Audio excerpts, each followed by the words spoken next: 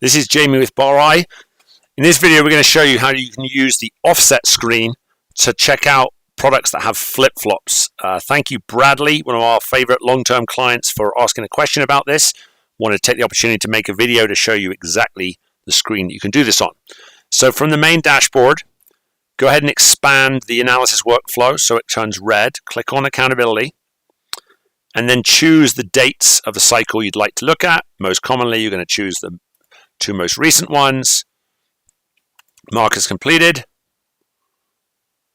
Then this is completed, so click on Adjustments and Final Analysis. And this is the most detailed reporting suite.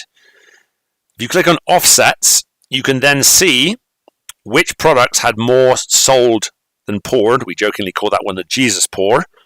And which products are missing.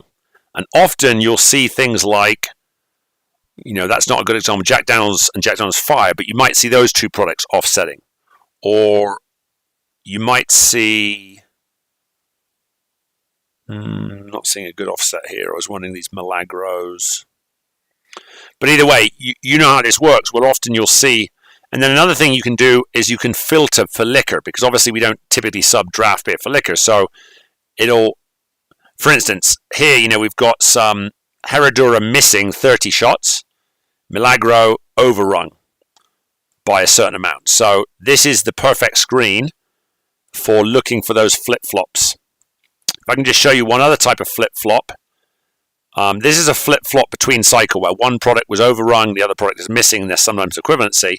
The other flip-flop that indicates an error is when you have this type of thing going on. So you'll notice on our reports here, we show you what is missing this week, what's missing servings and units, and also what was missing last cycle. So if you're really missing it, you should see consistency. And if there was an error, which potentially means this previous count could have been wrong, if you see you're missing a lot one week and you have too much the other week, that can sometimes indicate an error, and that would be a flip-flop between cycle rather than a flip-flop between products.